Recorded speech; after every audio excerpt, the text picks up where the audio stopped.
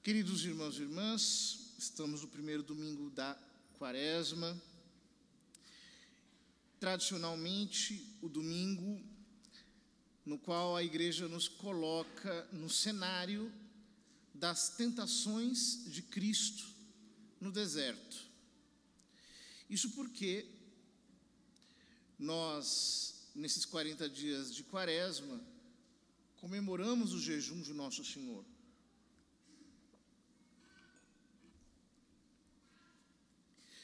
Ou seja, nós estamos justamente celebrando os 40 dias em que Cristo esteve no deserto, jejuando e sendo confrontado com o príncipe das trevas.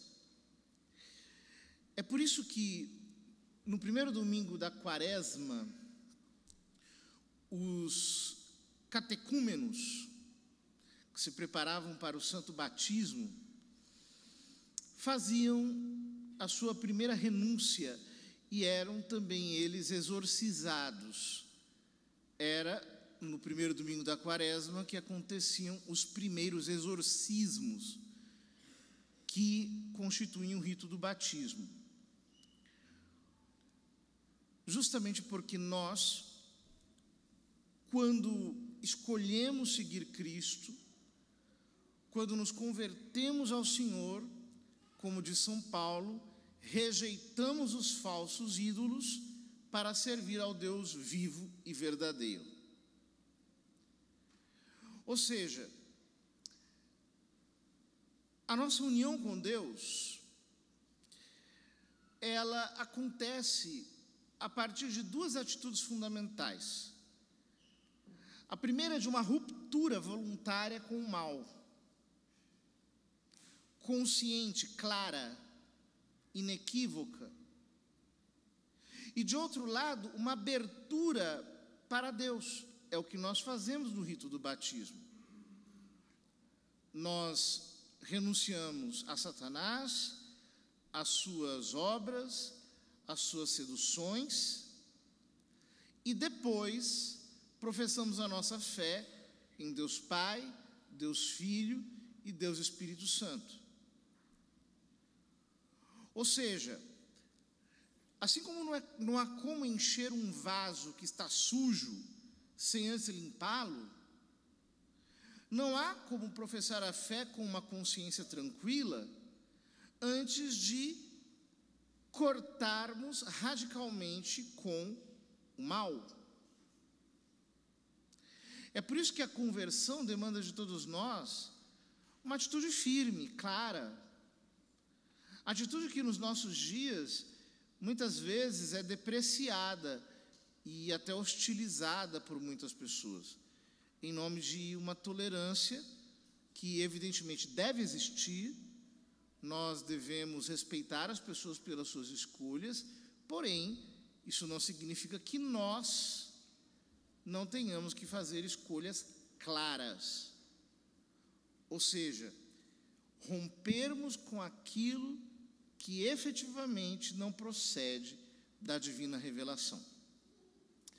O Catecismo da Igreja Católica fala algumas coisas muito importantes a esse respeito a partir do parágrafo 2110.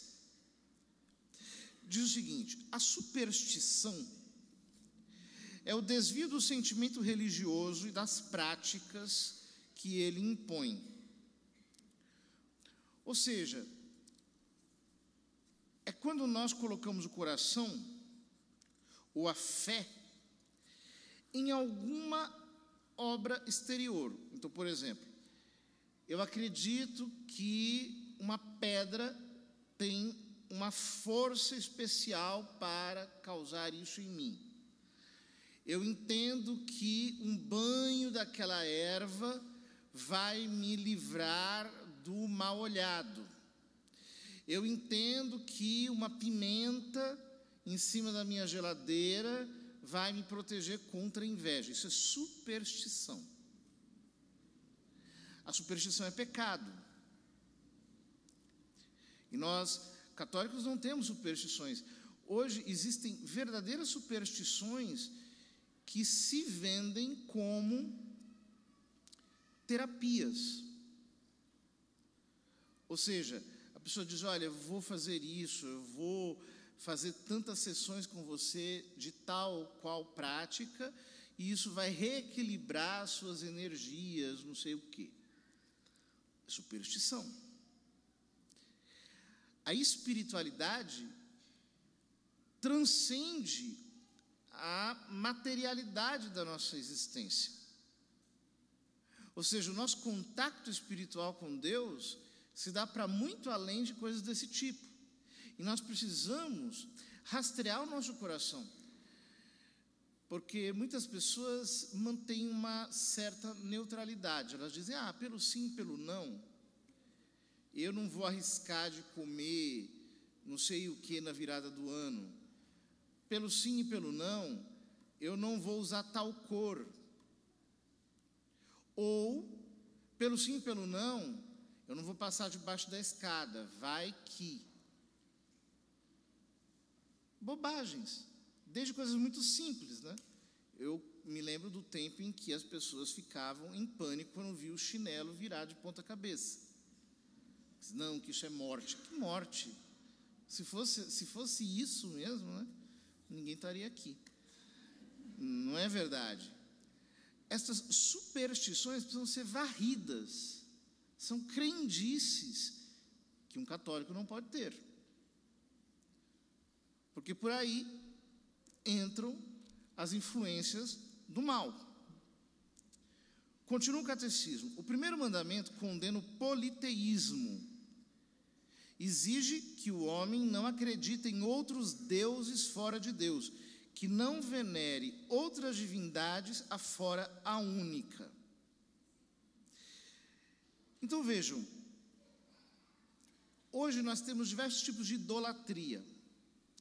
Desde o culto a Satanás, a adoração que se dá ao demônio, que hoje em dia é cada vez mais explícita. O satanismo tirou as máscaras e se apresentou ao meio-dia para todos nós vermos. Mas existem outros cultos que contêm elementos de superstição ou de idolatria. Por exemplo, cultos que afirmam que existem entidades divinas, a entidade da água, a entidade do mato, a entidade disso ou daquilo. Nós católicos não podemos crer nessas coisas, seja de qualquer procedência forem.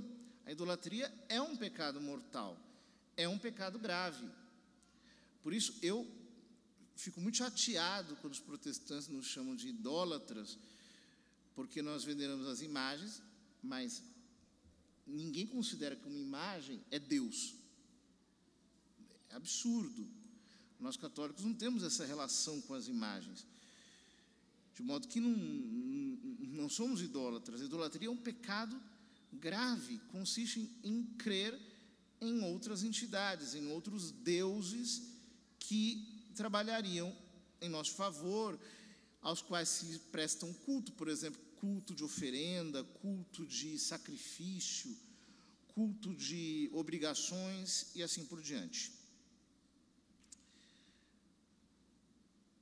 Depois diz o catecismo: Deus pode revelar o futuro a seus profetas ou a outros santos.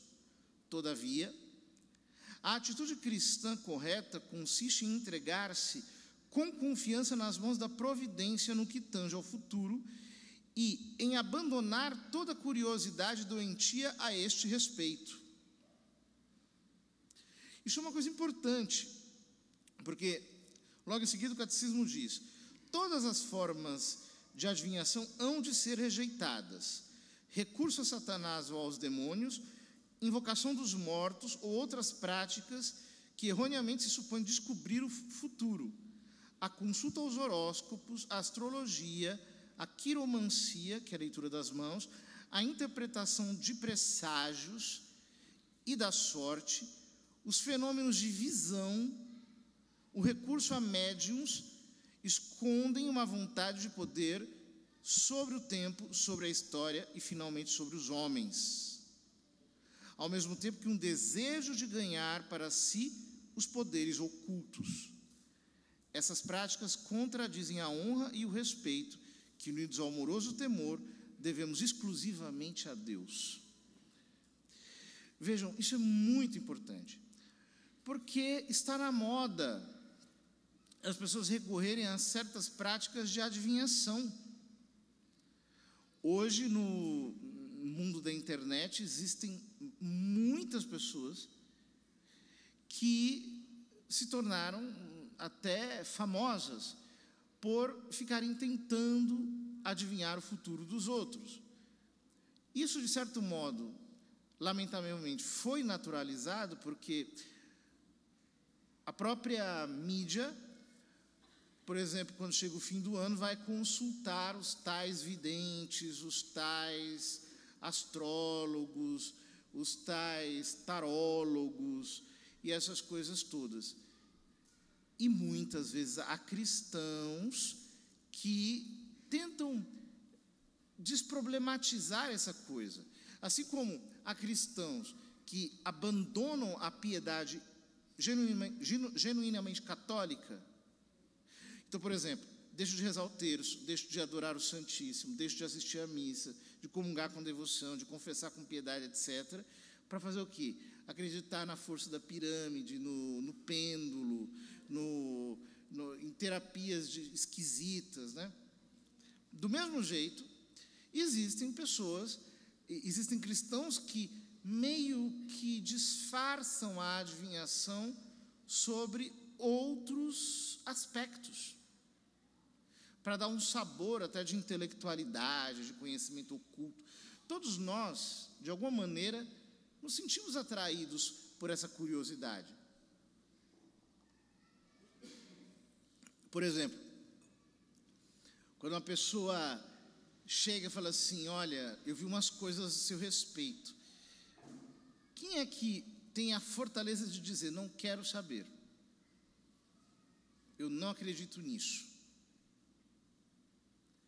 Muitas pessoas, muitos cristãos, nessa hora fraquejam. Falam: não, diz aí, o que foi? Por quê? Porque não tem a fortaleza de cortar com a adivinhação.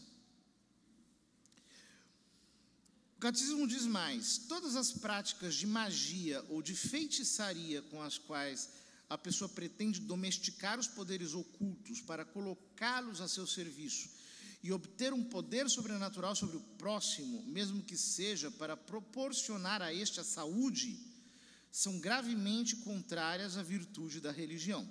Essas práticas são ainda mais condenáveis quando acompanhadas de uma intenção de prejudicar a outrem ou quando recorrem ou não à intervenção dos demônios. O uso de amuletos também é repreensível. O espiritismo implica frequentemente práticas de adivinhação ou de magia. Por isso a Igreja adverte os fiéis a evitá-lo. O recurso aos assim chamados remédios tradicionais não legitima nem a invocação dos poderes maléficos, nem a exploração da credulidade alheia. Isso é muito sério, que o catecismo aqui nos diz.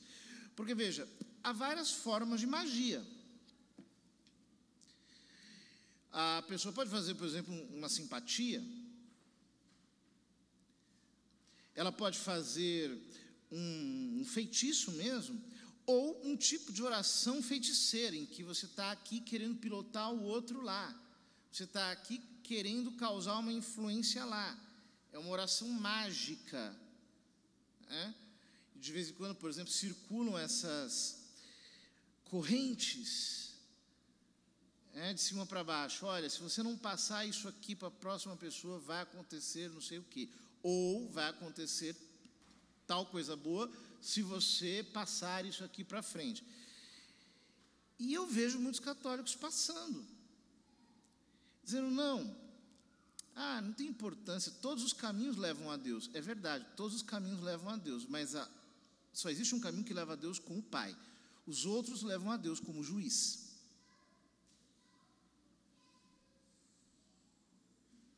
Isso é muito sério. Nós precisamos entender que não existe ingenuidade no mundo espiritual. Vejam, uma pessoa, por exemplo, me falava que começou a praticar um tipo de astrologia, que é astrologia chamada horária. Ou seja, aparece uma dúvida para ela, ela faz um mapa astral daquele instante em que fez a dúvida para encontrar a resposta. Essa prática me parece condenável, é condenável. Por quê? Veja bem, você está falando com quem?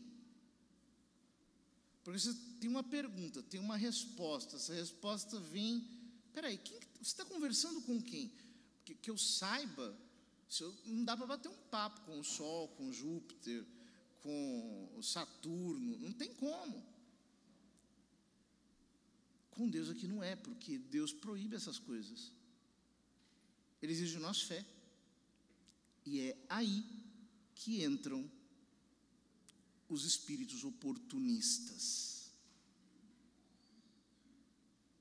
que muitas vezes destroem a fé, para não dizer até mesmo a vida, não apenas de indivíduos, mas de famílias inteiras. Nós precisamos andar longe dessas coisas, queridos irmãos. Precisamos renunciar a tudo isso. Precisamos ter até uma certa atitude defensiva. Eu me lembro que havia um tempo nas faculdades em que nos faziam entrar em ambientes de outros cultos, né? Eu nunca ia, porque eu não quero me expor a uma influência que não seja divina. Eu quero estar apenas em contato com Deus. Não quero sair da comunhão dos santos. Ah, mas não tem nada, é cultura. Bom, só que aí você vai nessa linha de que é cultura, de que não tem nada, que é bobagem, e você entra no campo inimigo. Você acha que o inimigo é inocente, que ele vai simplesmente olhar para você e quebrar o teu galho? Me lembro que, por exemplo, uma pessoa me contou que ela fez uma viagem para um determinado lugar, e nessa viagem estava incluída uma excursão por uns certos ambientes, né? Aí ela falou: eu vou, porque já paguei, né? Foi. E aí ele foi entrando naqueles lugares de feitiçaria, de idolatria, aquela coisa muito, muito carregada, muito estranha. O que aconteceu? Aí tudo terminava com um almoço dentro desse lugar. Aí a pessoa disse: eu não vou perder o meu dinheiro, vou comer. Comeu toda aquela comida ali. E aí ficou o resto da viagem dentro do quarto, porque não podia sair, ficou doente, adoeceu, não aproveitou o resto da viagem, veio aqui na igreja, teve que pedir oração para ficar livre daquele peso. Veja, a pessoa não queria perder o dinheiro, acabou perdendo muito mais. Sobretudo, se expôs a uma ocasião que não é o correto. Vejam, eu acho que aquela comida ali tem alguma coisa mesmo. Olha, não tem a ver com o que eu creio. Então, eu não quero envolvimento com essas coisas. O meu relacionamento com Deus tem que ser muito consciente e preciso. Assim como, por exemplo, se uma pessoa vier me oferecer, que agora me contaram essa semana que tem gente que está fazendo brigadeiro com maconha. Eu falei: meu Deus do céu, era só que faltava mesmo, para deixar o mundo mais doido. Bom, se vier me oferecer um desses, olha, está aqui, eu não vou comer, porque não faço uso dessas substâncias. Não. Do mesmo jeito, eu não vou fazer uso de coisas que são incoerentes com a minha fé. Prefiro ir ali no mercado, comprar alguma coisinha, comer, eu sei que aquilo é neutro, não tem nada a ver com nada, com ninguém. Portanto, queridos irmãos, estejamos atentos, nós temos que ser católicos mesmo. Não católico desses que sincretizam a sua fé e que fazem da sua fé um balaio aonde se enfiam todas as coisas. Hoje se tem falado pouco desse assunto, porque lamentavelmente há uma espécie de intolerância ao cristianismo e a gente não pode mais exigir, por assim dizer, com muita clareza, uma fidelidade doutrinal e também religiosa. Mas nós não podemos aceitar essa mordaça e precisamos dizer as coisas assim como o catecismo da igreja nos ensina. Vamos romper com o mal. Vamos romper com aquilo que não vem do nosso Deus, com aquilo que não tem coerência com a nossa fé. Vamos romper, porque só assim nós conseguiremos estar nas mãos de Deus inteiramente, sem jamais vacilar.